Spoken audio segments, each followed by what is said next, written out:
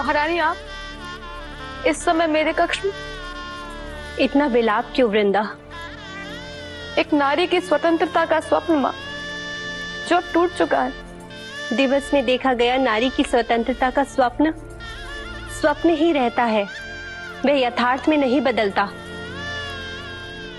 कल तुम्हारा स्वयंवर है, वहां आए समस्त राजा महाराजाओं में से तुम्हें केवल दुर्योधन को ही चुनना है, उन्हीं के गले में वरमाला डालनी है। ये तुम्हारे पिता और भ्राताओं का आदेश है। तो फिर ये स्वयंवर कैसे हुआ माते? स्वयंवर का विधान नहीं है, किंतु तुम्हें अधिकार दिया गया है अपना वर चुनने का। यह अधिकार नहीं माता, व्यवसाय है, राजनीतिक व्यवसाय, भ्राताओं की राजनीति का व्यवसाय। और व्यवसाय के इस चौसर पे अपनी बहन को ही इस बार खेल रहे हैं। अपने भ्राताओं के बारे में ऐसे शब्द बोलते हुए तुम्हें लज्जा नहीं आती? क्या उनको ऐसा कुछ कहते और करते हुए लज्जा नहीं आ रही है माते?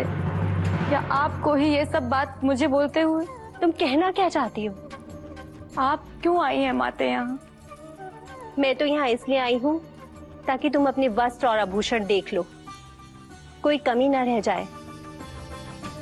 और अगर कोई कमी हो तो मुझे सूचित करना, समझी?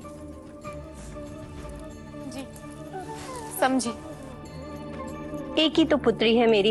एक ही तो पुत्री है और उसी पुत्री की स्वतंत्रता की बलि दी जा रही है। विन और अनुविन भी बड़े उत्साहित है तुम्हारे स्वयंवर को लेकर।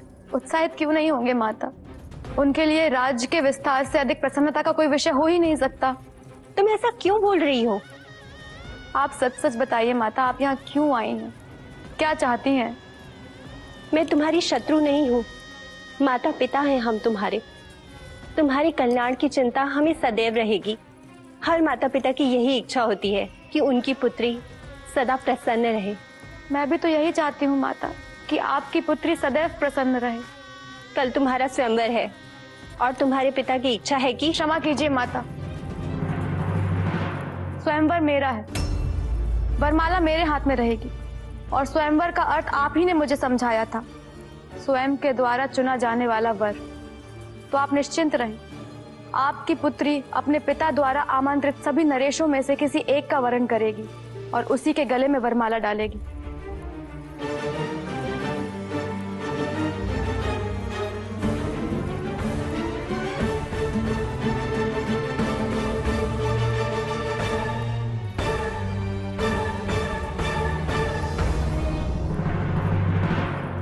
राजकुमारी मित्र वृंदा के हाथों की वरमाला तो तुम्हारे ही गले में होगी।